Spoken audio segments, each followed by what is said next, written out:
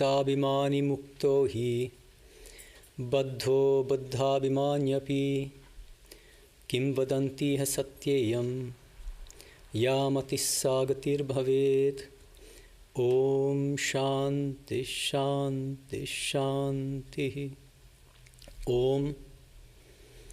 If one thinks of oneself as liberated, one becomes liberated. And if one thinks of oneself as bound, one becomes bound. Here the saying is true. What you think, so you become.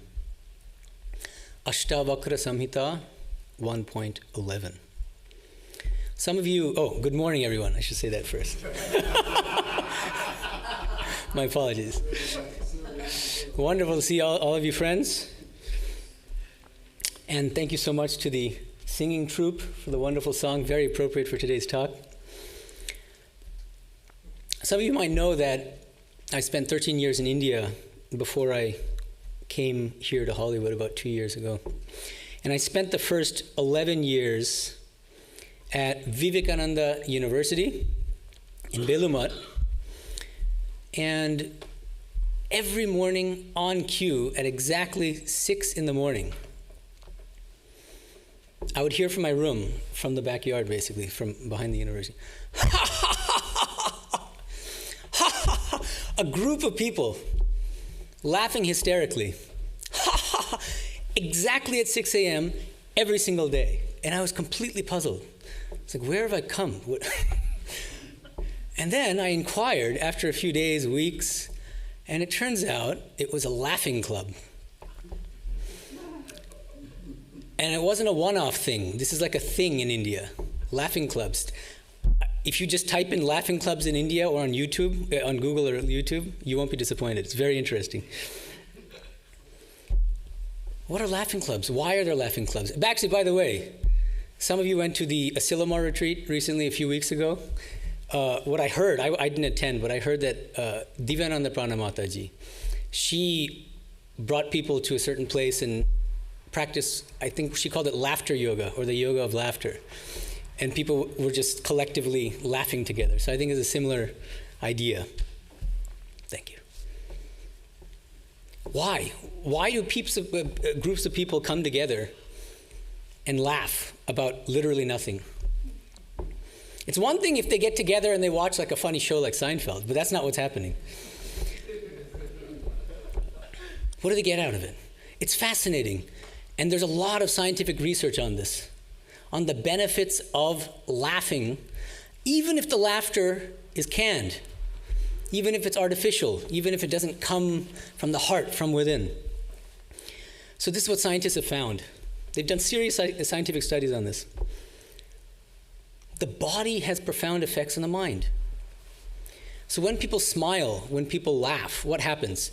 Two things happen chemically.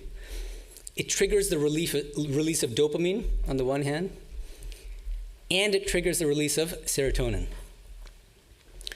This is discussed in detail by a neurologist called Dr. Isha Gupta, but many scientists talk about this.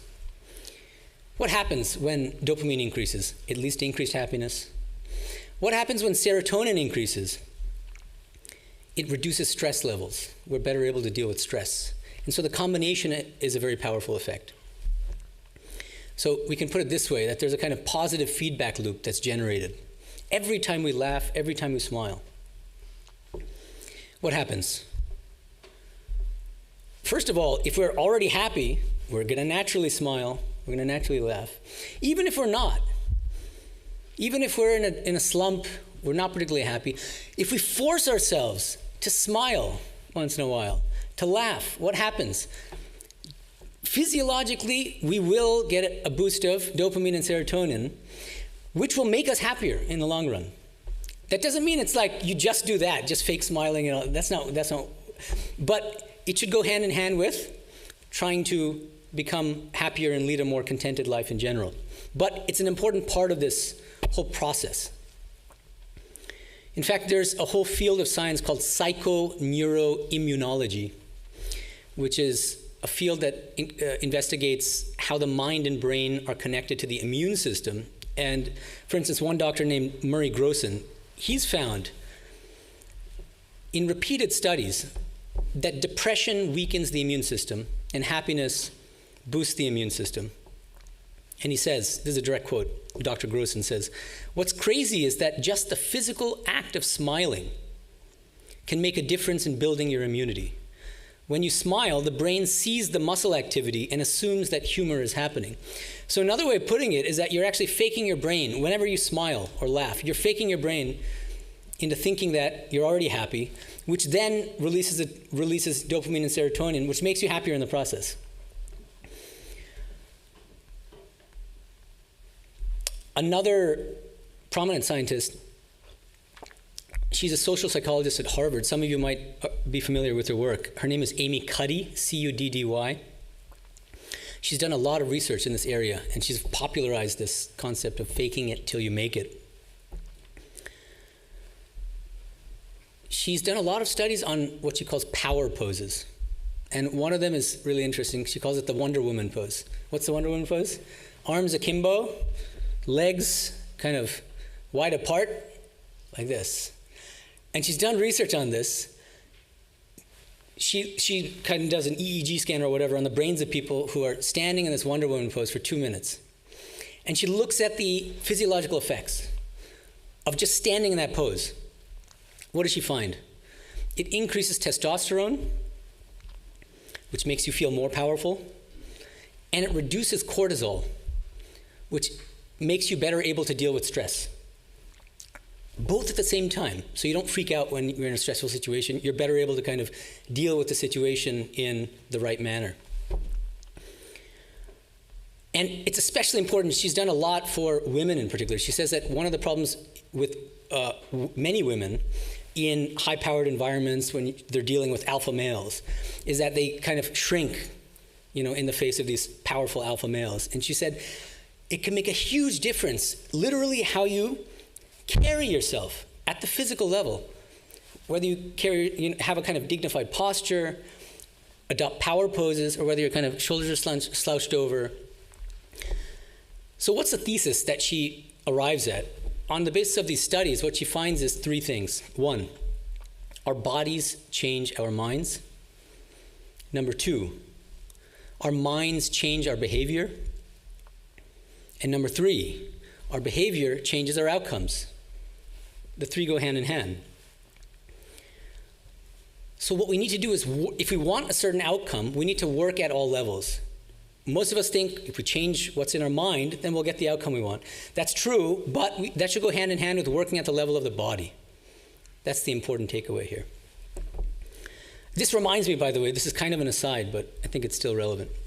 Bhagavad Gita, chapter 17, explains 3 different kinds of austerity, tapas, at 3 different levels. Physical austerity, shariram tapa, vangmayam tapa, verbal austerity, and mental austerity. Physical austerity is really interesting, and I'm not going to go through the whole thing, but it begins, Deva Dvija Guru Prajna Pujanam, and then Shaucham Arjavam. Worshipping, showing reverence toward who? Your elders, saints, and so on, your teachers. But why is showing reverence a physical austerity? Because it literally requires bending the knee. In Indian culture, one thing that Indians do is they do pranams. They bow down to people that they revere, that they respect. And the Gita is hinting at the same idea, that our bodies change our minds. And another word in the same shloka, the same verse, is arjavam, which is very interesting. Typically, it's translated as a moral quality, uprightness, dignity, candid dealing with others. But if that's the case, why is it mentioned under physical austerity? Because I think that it has to do with bodily uprightness too. If you stand upright, if you carry yourself in a dignified way, that will actually have effects on the mind and help you to cultivate the moral quality of uprightness as well. I'm just thinking about that. I should also mention, this gives me a segue into a plug, actually. I just started a Vedanta hiking group. Some of you sitting here today are part of this Vedanta hiking group. We did an epic 15-mile hike yesterday, up to the Hollywood sign and then to the Griffith Observatory and back. And I gave a whole talk here actually called Spiritualizing Physical Fitness a while ago. You can check it out. But what's the idea? The idea is that our bodies change our minds, the same thing that Amy Cuddy has found. And when the body is healthy, the mind is also healthy. And this positive feedback loop is generated through regular physical exercise. A lot of studies have shown that regular physical exercise helps more with mental health issues like depression and anxiety than prescription medicines. It's very, very important. Anyway, now coming to the main topic. How can we apply this principle of faking it till we make it to our spiritual life? So for the rest of the talk, that's what I want to talk about. Before we get into that, I want to clarify what faking it till we make it is not. When you hear the phrase fake it till we make it, some people think, faking? This is not, faking is unspiritual, it's non-spiritual, it's the opposite of what we're trying to achieve. Right? Faking has certain connotations in English. You're inauthentic, you might be deceiving yourself or deceiving others. Yeah, I agree with that. The point is, it's a catchy phrase. Fake and make is a nice rhyme. And you lose that. What I mean, so let me just, faking it till we make it, this is a much more long-winded explanation of what I mean. But this is how I take faking it till we make it. Do something or adopt an attitude that you know to be spiritually beneficial, even when you have absolutely no motivation from within to do that. And as you engage in that behavior, you'll eventually get a taste for that. And it becomes a positive reinforcement kind of loop again, positive feedback loop, where you want to do that more and more until you finally become what you aspire to be. That's the basic idea. But in one phrase, fake it till we make it. Keeping in mind that fake doesn't have the negative connotations that the word typically does in English, okay? Another thing to keep in mind before we get into faking it till we make it in spiritual life, if we do faking it till we make it in the wrong way, we can harm ourselves. And so this is a kind of a cautionary note. There are two ways that we can misunderstand and misapply this principle of faking it till we make it in spiritual life. Okay, and we can talk more about this in the Q&A afterward. But number one, faking it till we make it in spiritual life is not about faking being spiritual. It's very dangerous if we think about it in that way. It's not spiritual posturing. In Bangla, there's a phrase that's used by monks a lot, life dakano. Life isn't the English word life, but dakano. It means showing that you're very spiritual, rather than actually living the life, you're showing the life. That's very dangerous. So that's not the point. So the key here is, you're not faking to others, making others think that you're highly spiritual. You are affirming your own spiritual qualities and nature in order to eventually acquire those qualities. That's the idea. So you're faking it to yourself, not to others. So that's one thing to keep in mind. And second, you might be wondering, well, if we're faking it to ourselves, isn't that a form of self-deception? If we're not yet spiritually evolved, what's the point in pretending that we are? So here it's a little bit more subtle. The idea here is there's a fine balance in this practice of faking it till we make it, between, on the one hand, affirming our divine, spiritual, perfect nature, but at the same time, recognizing where we stand now and not pretending that we've already made it. Both things need to go hand in hand. You might think that that's a contradiction, but in the course of the talk, I hope to give you concrete examples of how we can sort of maintain that balance between these two things. Okay? So we're not wildly unrealistic about where we stand now. At the same time, we have a kind of positive attitude about where we stand. So, and before I get into all these examples, what's the underlying mechanism of all of these fake it till we make it spiritual practices? The idea is, through that process, if we're doing it well, we purify our own minds. Purity sometimes, especially in the West, has these bad connotations, Puritanism and this and that. All that means is we reduce our worldly attachments and our worldly desires. So if we're doing these practices right, that's a kind of good test of whether we're doing them right or not. Are we less attracted to worldly things and more interested in spiritual things and God? the divine. Okay, so now for the rest of the talk, I'm going to attempt, assuming I have the time, to discuss 9 kinds of faking it till we make it practices in spiritual life. And sometimes I'm going to compare Vedantic practices with Western ones, because I think there's something to learn from some of the great Western spiritual aspirants and thinkers as well. So let's start actually with one of them. Blaise Pascal, one of the earliest fake it till we make it-ers people. He lived in the 17th century, 1623 to 1662. A great French thinker, scientist, Pascal's triangle. If you know nothing else about Pascal, you'll know as a kid, you learn about Pascal's triangle.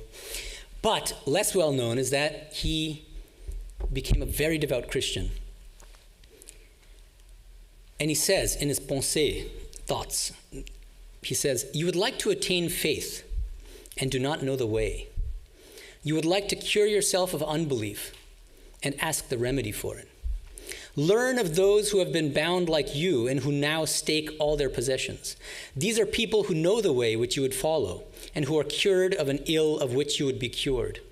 Follow the way by which they began, by acting as if they believed, taking the holy water, having masses said, etc.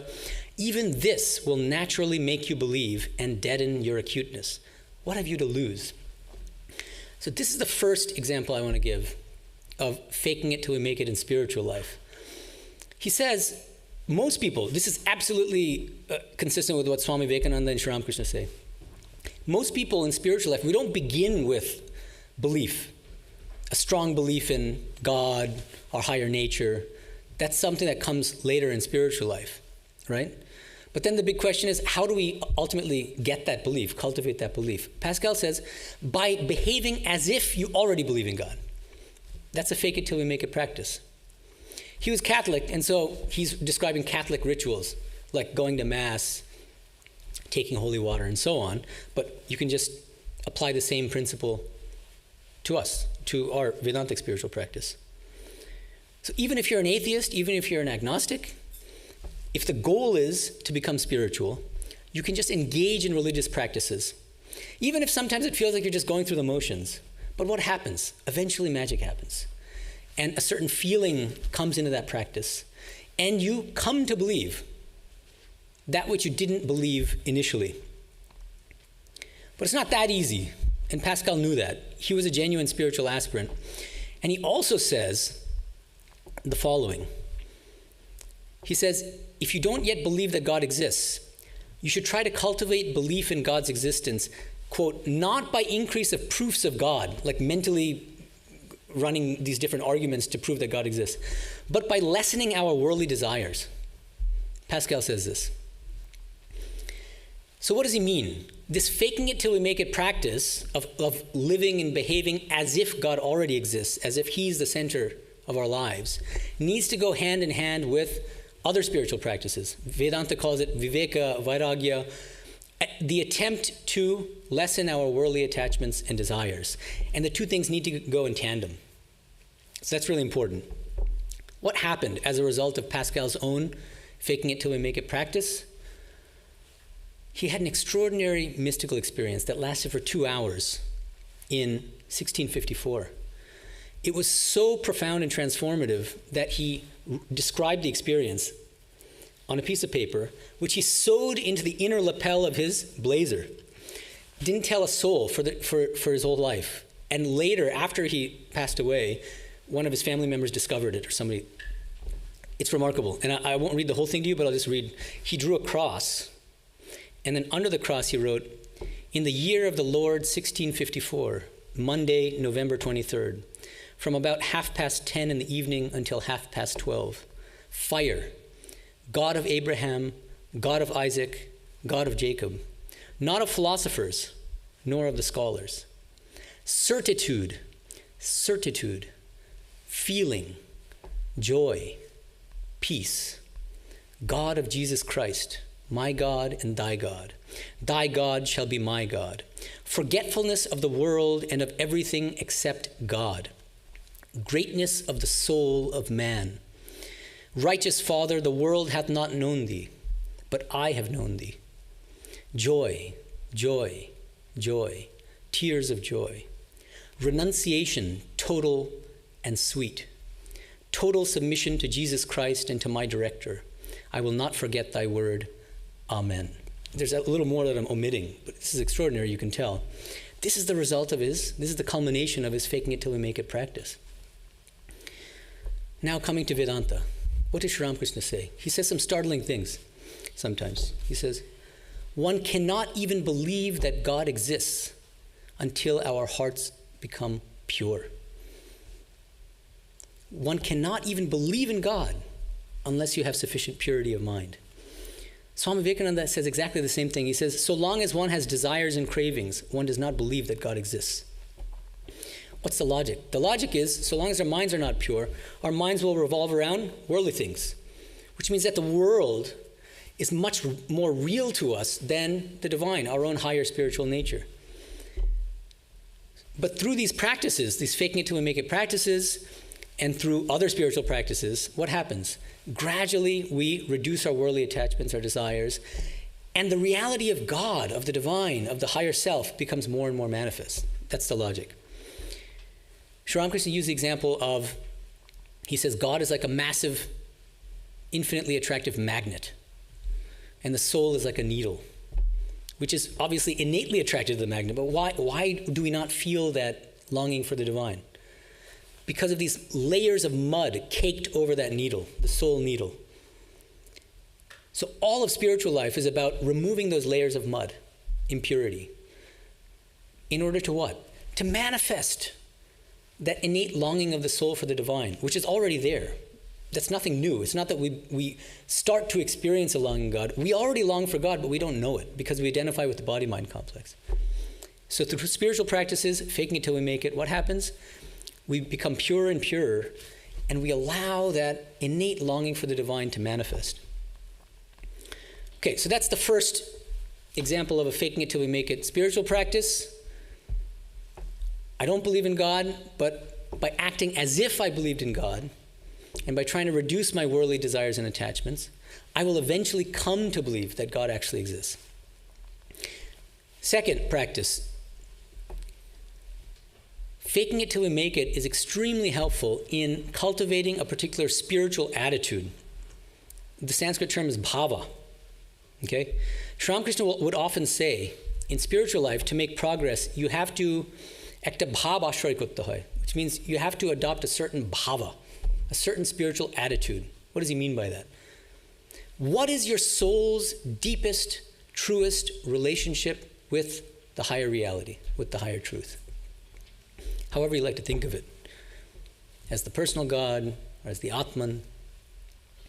And he often details many different ways of relating to the divine, using the Vaishnava paradigm, but then adding to it also. So what are some of these? He says, let me quote to you from the Gospel. He says, in how many ways the believers in a personal God enjoy him?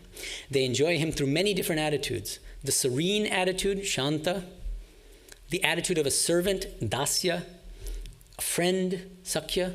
Some like to think of God as their friend.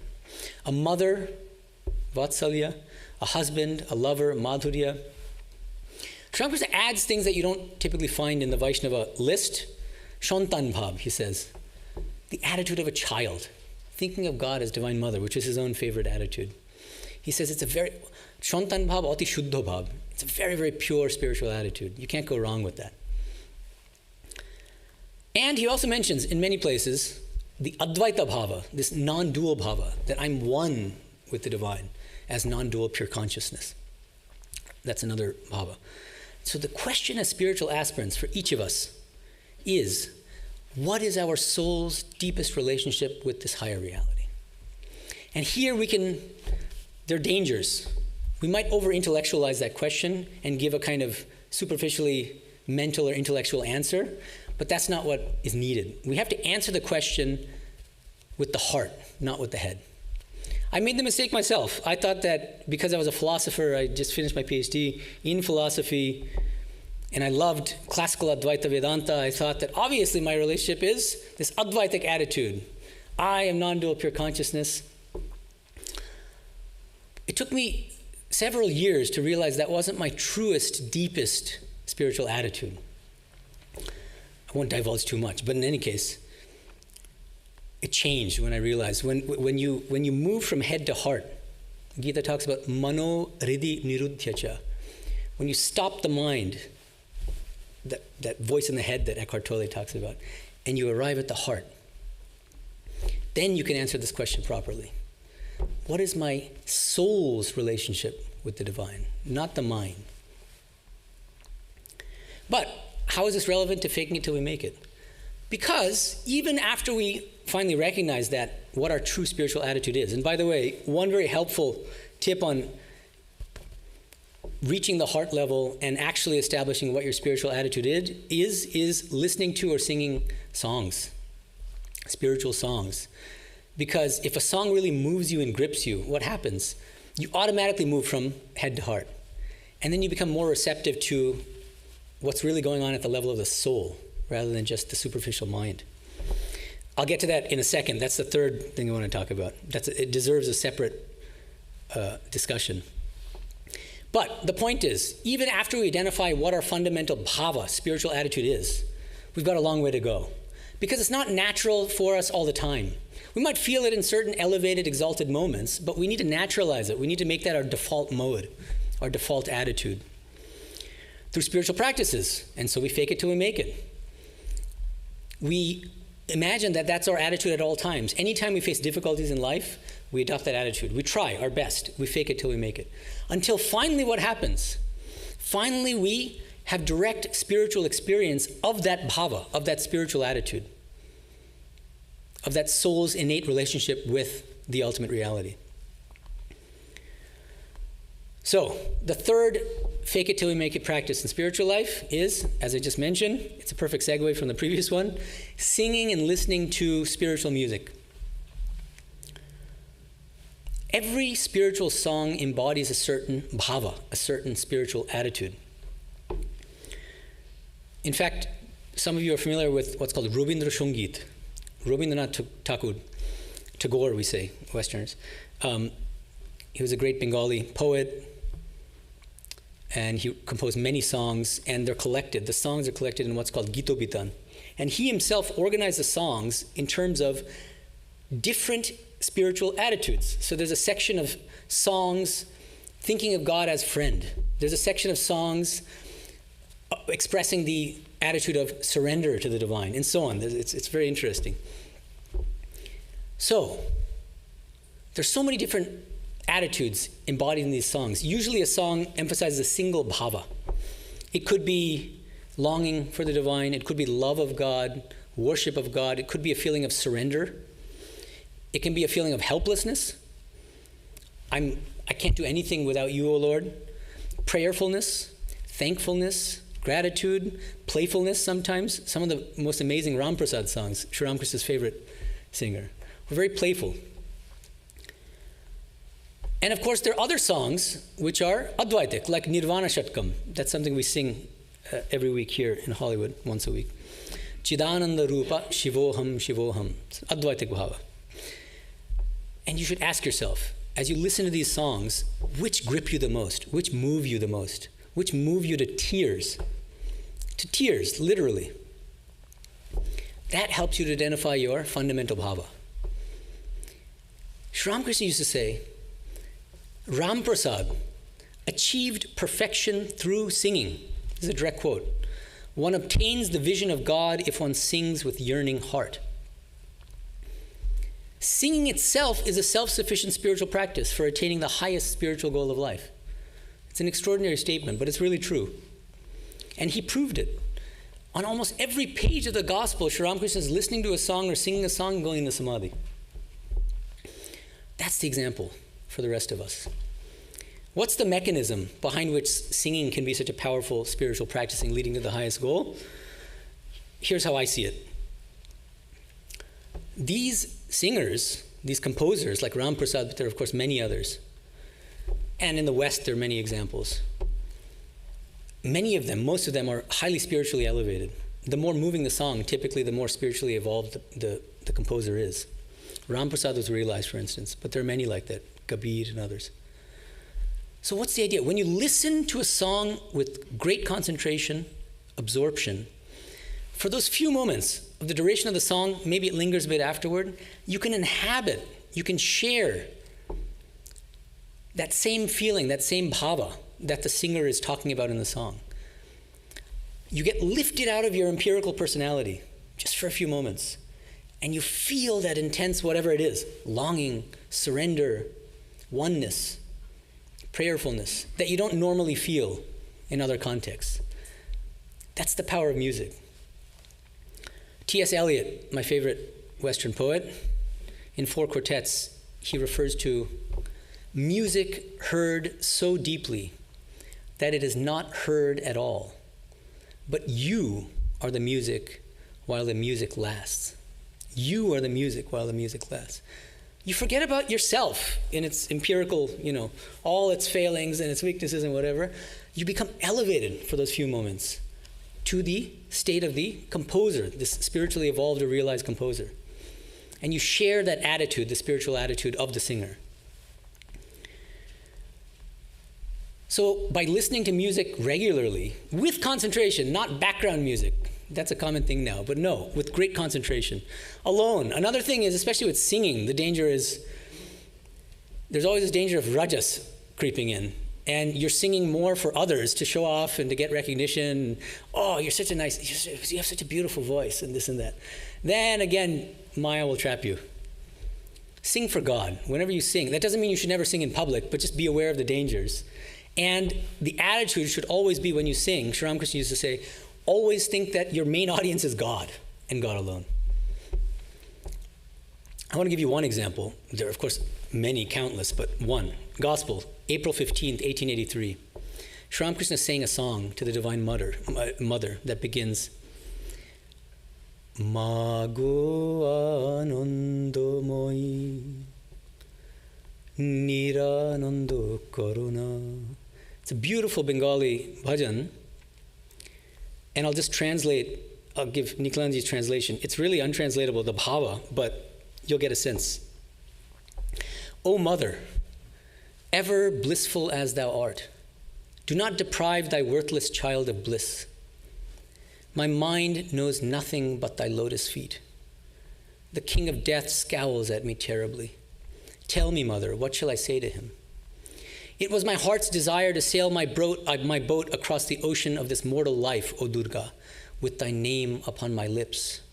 I never dreamt that thou wouldst drown me here in the dark waters of this shoreless sea. Both day and night I swim among its waves, chanting thy saving name. Yet even so, there is no end, O Mother, to my grief. If I'm drowned this time in such a plight, no one will ever chant thy name again. What's the general attitude behind this song, the bhava? You can think of it as, or at least this is my take on it.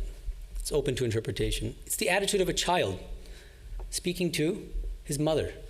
So Shantan Bhav, that Sri Ramakrishna himself embodied, with the tremendous feeling of surrender, a certain feeling of helplessness, surrender, like the baby kitten is completely surrendered to mother cat, and almost pouting to mother. I'm constantly taking your name, Mother. Why aren't you revealing yourself? And almost threatening Mother at the end. If you don't save me, nobody's going to take your name anymore. Almost blackmailing her. I want to give one example from Western classical music. There's a whole genre called sacred classical music in the West, because many of the great classical composers were very spiritual people. One of them, less well known. You guys know the Mozart's and Beethoven's or whatever, Bach. But there's somebody who preceded Bach, a Renaissance composer named Dietrich Buxtehude. And many composers did this. They took the text of certain psalms from the Hebrew Bible, which are full of intense feeling for the divine, and put them to music. And one of my favorites is, he takes Psalm 73, 25 to 26, and puts it to music. And it's in German originally. Herr, Herr, wenn ich dich nur habe. So I won't read the German, I'll read the translation. Lord, Lord, if I have you alone, I do not care for heaven and earth here. If life and limb shall pass away, still you will always be, O Lord, comforting my heart. Still you will always be, O Lord, comforting my heart and my soul. Why is this a faking it till we make it practice? Remember, the idea is these are highly elevated spiritual states.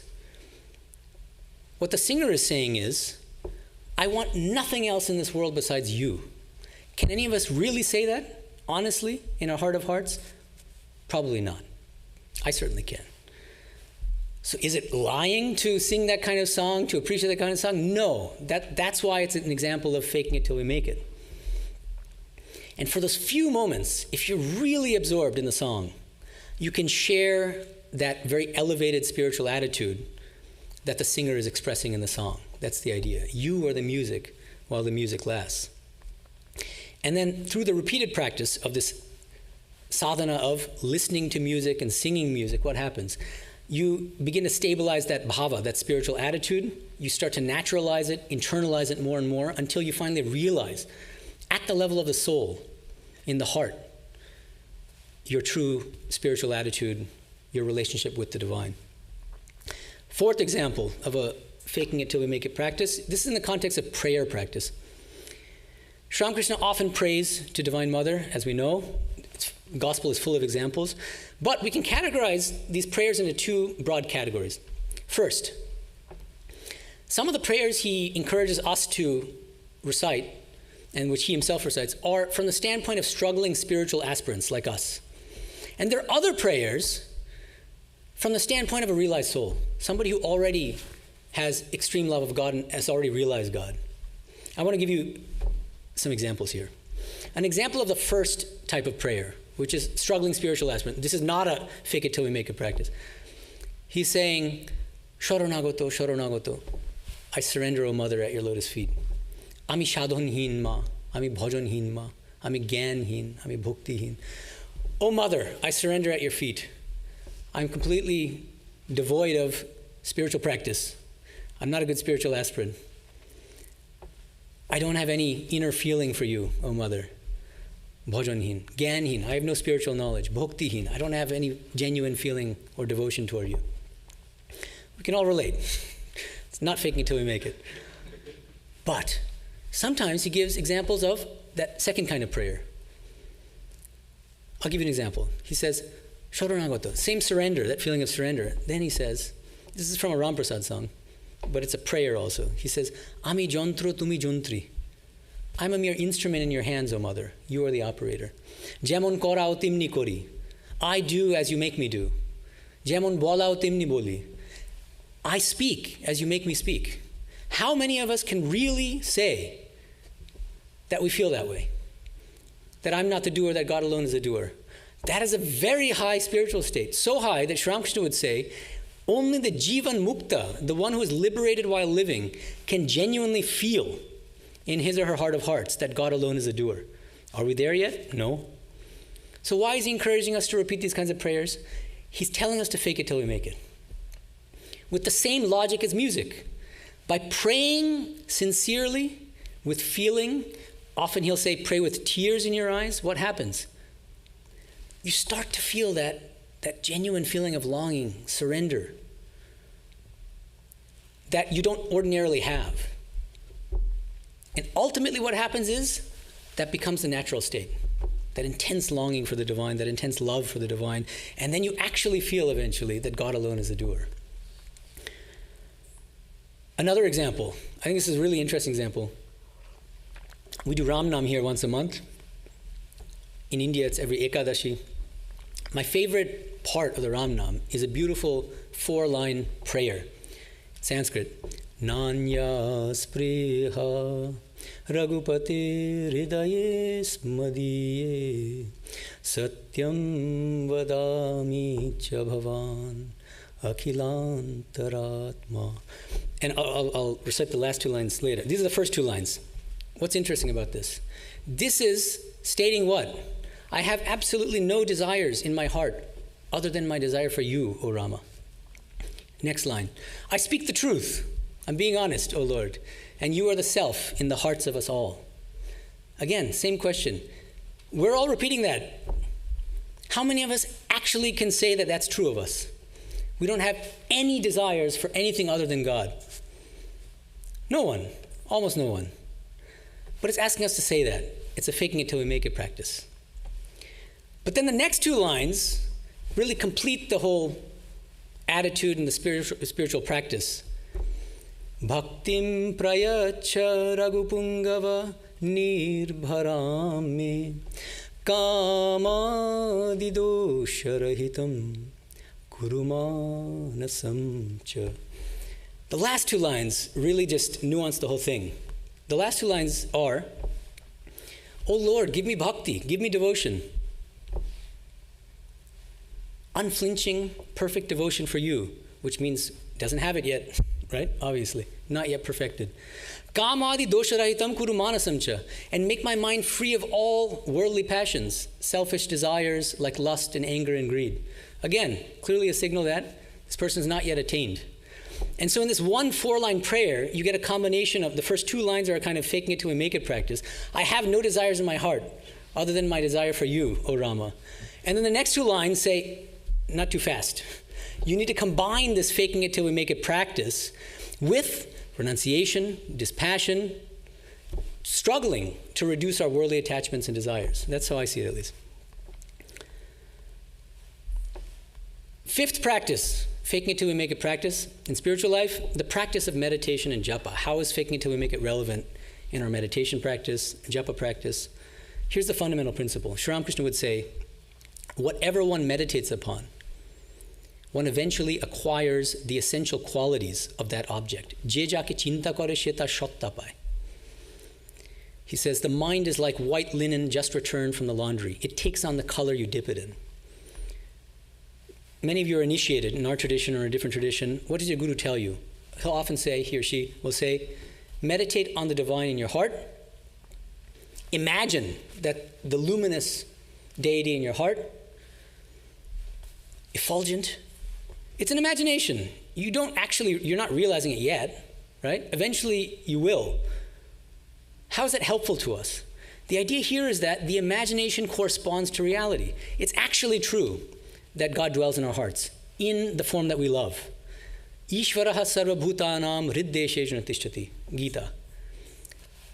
The divine resides in the hearts of all of us. So it's a true imagination. That's really important. We're faking it, but that imagination corresponds to reality. Sri Ramakrishna put it this way. From constantly meditating on Krishna, Radha saw everything as Krishna. Moreover, she even felt that she herself had become Krishna. If a piece of lead is kept in a lake of mercury a long time, it turns into mercury. The cockroach becomes motionless by constantly meditating on the kumira worm. It loses the power to move. It's an interesting example of a meditating cockroach. Then he says, at last it is transformed into a kumira. Similarly, by constantly meditating on God, the bhakta loses her ego. She realizes that God is she and she is God. When the cockroach becomes the kumira, the worm, everything is achieved. Instantly one attains liberation. So by meditating, using this practice of faking it till we make it, through imagination, ultimately we realize the truth of that imagination. But the opposite is also true. If we think of good things, we become good. If we think of God, we become divine. But if we think of bad things, what happens? Sri Ramakrishna will warn against. He says, that's why he says to actors, many actors would come because one of his devotees was Girish Ghosh. Girish Ghosh would bring actors. And he would warn them, don't play bad characters.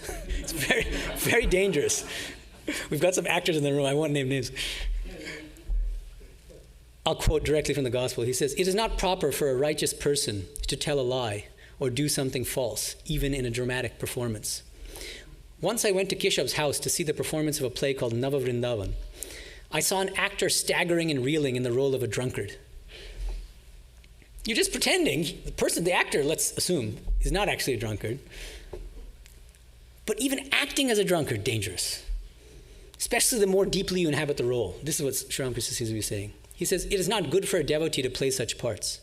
It is bad for the mind to dwell on such subjects for a long while.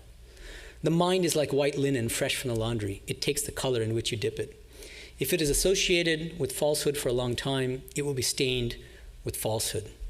So there's also kind of a cautionary note that this faking it till we make it principle, it cuts both ways. And so if we fake being good and spiritual, eventually we'll become good and spiritual. If we fake being bad and evil and selfish, what happens? There's a danger, at least, that we become more selfish and evil. There are some examples, some tragic cases. Heath Ledger ended up committing suicide after his playing Joker, the role in one of the films. He was an incredible Joker, no doubt, but at what cost? And japa, how is this relevant? How is faking it till we make it relevant to our japa practice? Means mental repetition of the mantra. Guru tells us to repeat a mantra. We do it dutifully, but often it feels mechanical. It doesn't feel like it comes from the heart. This is, I think, the most, if you ask gurus, interview Sarvadevanandaji and others, what's the number one, frequently asked question? I bet he would say, Maharaj, it feels mechanical when I do japa. Or at least it's up there in the top list. And there's an incident in the gospel when Balaram's father, extremely devoted Vaishnava, and Vaishnava, one of the main practices is japa. So he's visiting Sri Ramakrishna, and he's in the corner of a room, quietly doing his japa. And Sri Ramakrishna notices, and he asks in front of everyone, why is it that it's as if the year consists of 16 months? He's repeating the name day and night, and yet he's not getting the spiritual benefits that he's looking for. Why? He says because he's missing that inner feeling. The inner feeling. Does that mean you should stop taking God's name? That's absolutely not what Sri Ramakrishna is saying. But try to infuse feeling into the japa practice is what he's saying. And it really helps to listen to music. That's one of other things you can do to bring feeling into the spiritual practice. You might even listen to a song that you know moves you, a powerful song, before you engage in the japa practice. So that you're already in that bhava that you're looking to cultivate, right, when you go into the japa. And of course, the ideal here is Sri Ramakrishna, as always. Hazra, sort of a troublemaking devotee, who actually stayed with Sri Ramakrishna for a long time, he was always doing japa with his beads, rosary beads. And Sri Ramakrishna says, one day he said, give me that. He takes the rosary beads. First takes in his right hand, which is the auspicious hand in Indian culture, and literally his fingers are paralyzed. He can't move them. He can't turn the beads. So he said, let me try with the left hand, considered to be the inauspicious hand, unclean hand. Then he starts moving it. Okay. Starts repeating the mantra. Once, twice, stops and goes into samadhi. That's the ideal. So don't come away thinking that I'm telling you guys not to do japa if it feels mechanical. That's not at all what I'm saying. Your guru will be very angry with you if you do that. Yeah, I'm just not in the mood. If you wait until you're in the mood, you're not going to do japa anymore. So you do it. You fake it till you make it. That's the idea. Sixth example. This explains why I started this whole talk with this verse from Ashtavakra Samhita. Faking it till we make it is essential in reshaping how we see ourselves and think of ourselves, in our self-identity. Muktabhimani mukto hi baddho baddhabhimanyapi. Kim vadanti he satyayam yamati sagatir bhavet. Ashtavakra Samhita. If you think you're liberated and tell yourself you're liberated, what happens? You become liberated. If you always tell yourself, I'm bound, I'm a sinner, you become bound, you become a sinner. What you think, so you become. That's the fundamental principle.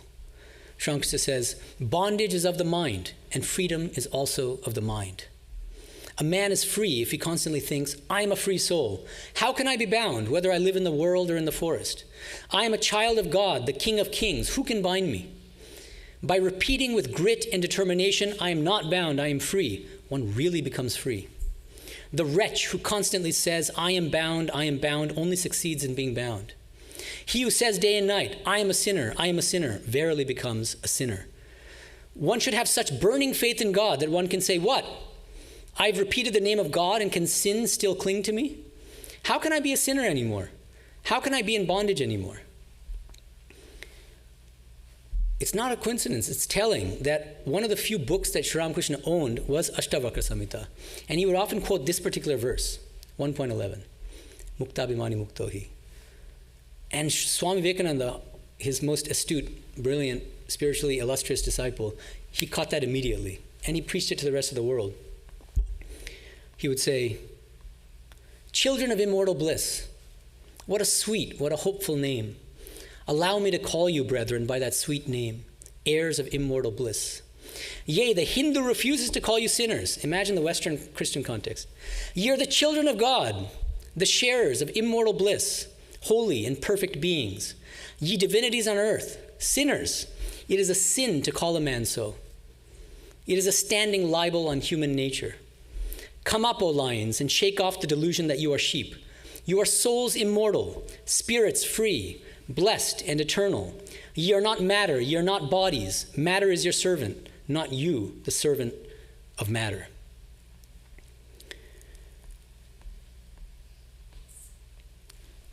Faking it till we make it is also extremely helpful in this context in dealing with our selfish impulses, our lower nature, lust, anger, greed. And Patanjali, the author of Yoga Sutras, he outlines this practice really powerfully in 2.33. It's called Pratipaksha Bhavanam. The sutra is Vitarka Badhane Pratipaksha Bhavanam. And Edwin Bryan, I'm teaching a Yoga Sutra class and I'm using Edwin Bryan's book as our main textbook. He translates it nicely. He says, upon being harassed by negative thoughts, one should cultivate counteracting thoughts. Try to cultivate the opposite thought, even if you don't feel it at the moment. Obviously, you're feeling something negative and selfish. Even if it feels artificial, if you keep reinforcing that and repeating, that becomes natural to you. That becomes real to you. In our sannyasa ceremony, and I'm not initiating you into sannyasa by saying this, but this is actually in Lila Prasanga, a biography of Sri Ramakrishna, so I'm just repeating that. There's a section called Viraja Homa, and there's a refrain in Sanskrit. Om Atma me shuddhyantam jyotiraham viraja vipapma bhuya sagasvaha. Which means what? May our bodies and minds be purified. May we realize our true spiritual nature as the inner divine effulgence that is perfectly pure and perfectly free from lust and sin. And it's repeated, I think, 12 times. The same refrain, again and again and again. This gives us, I think, a more effective indirect approach to our lower impulses. With the head-on approach, we often fall flat on our face. If you're feeling anger or something and you say, I'm going to just remove my anger, it almost never works. The indirect approach is try to cultivate the opposite of that selfish feeling, that selfish quality. And eventually what happens is that negative quality will just drop away on its own. The more you reinforce the positive, the more the negative will just kind of lessen in importance. It might be there, but it's just this kind of in a distant corner of your mind. It doesn't harass you in the way that it was before. Faking it till we make it. Okay, I want to cover 3 more practices before we get to the end. I'll do my best. Faking it till we make it in the context of image worship, which is one of the standard Hindu practices. Sri Ramakrishna himself, this was 13th November 1879, he gives advice to Monomohan, who was a follower of the Brahmo Samaj. They didn't believe in image worship. And he tells him, as an imitation custard apple reminds one of the real fruit, so the divine images enkindle the presence of God. He is all-powerful. It is possible for him to manifest in anything. I think he's saying something very subtle here. He says, we begin by faking it till we make it in the practice of image worship. We don't really feel or see the presence of the divine in the image, right? It's just an imitation custard apple. It's not the real thing. But what happens? He says, as we deepen our practice, we begin to see the divine in the image. Because there's nothing but God. Medhananda Gupta, the author of the Gospel, at the very beginning, before his ego is completely crushed, he asked Sri Ramakrishna, shouldn't we educate people who think that the image is God? And he scolds them. He says, you Calcutta people, you're always lecturing to others. You need to turn within and ask yourself what your own faults and failings are. And then he says, why should the image not be the divine? Everything is divine consciousness. That's why in the puja ceremony, there's a part called prana pratishtha. The priest, the person doing the puja, invokes the deity in the image. And there's a whole procedure. And the more feeling you have in that process, what happens? The more you actually feel the divine in that image. Because the divine is everywhere. How can it not be in the image? 8th practice. Faking it till we make it in serving others. Sri Ramakrishna used to call this Shib Gyana Jive Shiva. Serve others in a spirit of worship by trying to see the divine in everyone. It sounds nice, very hard to practice. It might feel artificial. It's all well and good until the person is ungrateful or, you're not, and then it's very hard to see God in that person, right? Do it anyway. That's fake it till you make it. Do it anyway to the best of your ability, and eventually you'll start to see the divine in all the beings that you're serving. C.S. Lewis, the great Christian thinker from the 20th century, he explains this fake it till we make it practice in the context of Christianity. He's thinking of Jesus' teaching, love thy neighbor as thyself. And he says this in his book, Mere Christianity. He says, the rule for all of us is perfectly simple. Do not waste time bothering whether you love your neighbor. Act as if you did. As soon as we do this, we find one of the great secrets. When you are behaving as if you loved someone, you will presently come to love him. Fake it till we make it. So even if you don't really think that you are serving God within the human being, just fake it till you make it. Until finally you start to, as you purify your mind, you actually start to see, my goodness, I'm serving the living God in each of these human beings. Ninth, and the list can go on, but ninth, faking it till we make it in the context of mantra sadhana in relation to the external world. I've already talked about japa, but in relation to the external world. Sri Ramakrishna used to say the Vijnani sees that this entire world is nothing but divine consciousness. So I would call this in Sanskrit Vijnana Mantra Sadhana. Look at everything in this world as pulsating with the divine mantra. Literally everything. The pews, everyone is sitting before me. The mantra is going on. This sounds weird. Shraddhanandaji, who is the head of our Sacramento Center and a mantra siddha, he's known among our monks to be a mantra siddha, somebody who attained perfection through japa and mantra practice. He shared privately with a couple of people, but almost nobody. He would wake up and he'd see the pillow on which he was sleeping as pulsating with the mantra. When he walks outside, he'll see the trees, the flowers, the birds, pulsating with that same mantra. You might think, well, that could just be an imagination.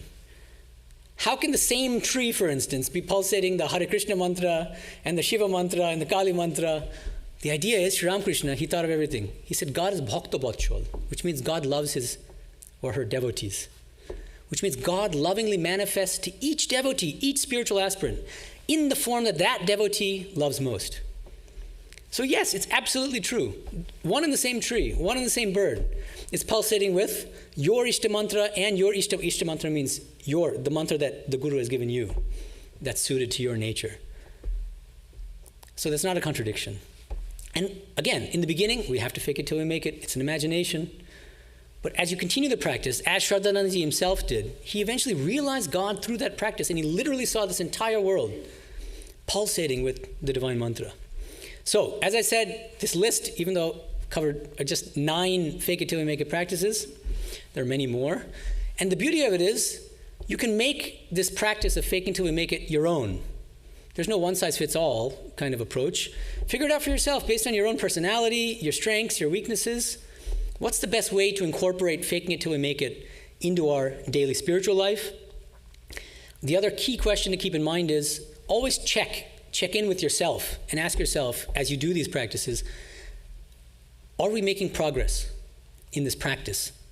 How do we know whether we're making progress, whether we're stalling, whether we're going backwards? A couple quick tips, I've already mentioned them, but I'll just reinforce them. Number 1, watch out for rajas in your fake it till we make it practice, whatever it is. What do I mean by that? The guna of rajas is the guna which makes us seek recognition, fame, which wants to impress other people. The moment we find ourselves faking it till we make it for others, making others think we're highly spiritual, we're going on the wrong track. It's very common these days. Anybody can be a YouTube guru. And, externally very impressive, but inwardly there's no development. You've stalled because you've convinced the world that you're much more spiritually elevated than you actually are. So the real question is, to really know, to determine whether you're making progress in this faking it till we make it practices, are we purifying our minds? Are our worldly desires and attachments lessening? If the answer is yes, you're making progress. Continue with the practice. If the answer is no, you better do some introspection.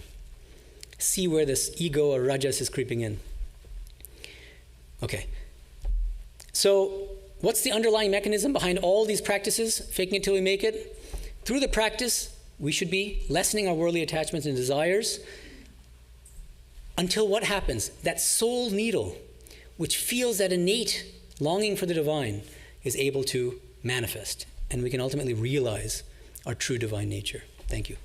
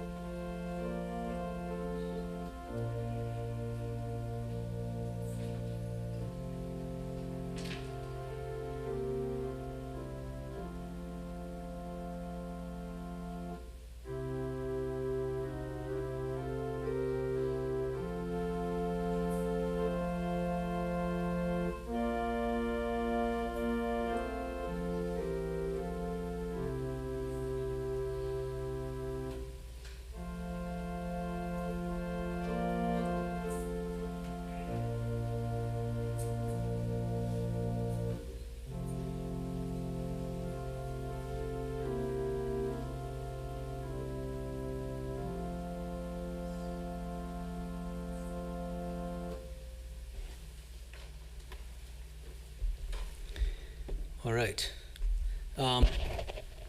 Actually, I had this money quotation from Swami Vivekananda, which I wanted to read, which I forgot. So if you'll indulge me just for a second, I want to read that, because it's very important in the context of being kind of cautious about where rajas can creep in, where you're trying to impress others, where you're engaging in spiritual posturing. Swami Vivekananda says, "Let us be true. 9/10 of our life's energy is spent in trying to make people think us that which we are not. That energy would be more rightly spent in becoming that which we would like to be." So I love that quotation, and it's a kind of lesser-known quotation. It's not found in the complete works. Marie Louise Burke discovered it later and published it in New Discoveries. But that's it. Be very careful about spiritual posturing, faking it for others. Okay. So, end of talk. Next week, oh boy, this is the July, this is the August one. Okay, right. So, next week, Sunday, August 4th, Swami Sumanasanaji Maharaj will give a talk called "Grieve Not, I Will Liberate Thee." And is there anything else I should cover? Yeah. Okay, right, okay, so I'll do that. So, there are refreshments outside, please help yourself. And there's going to be a question and answer session, as usual, held in the greenhouse living room, so please come for that. I'm sure you have a lot of questions. Near the bookshop. And the bookshop is open, so please buy books. And I'll be greeting you now, right there, at the front entrance. Om Shanti Shanti Shanti Hari Om Tat Sat Shri Ramakrishna Arpanamastu.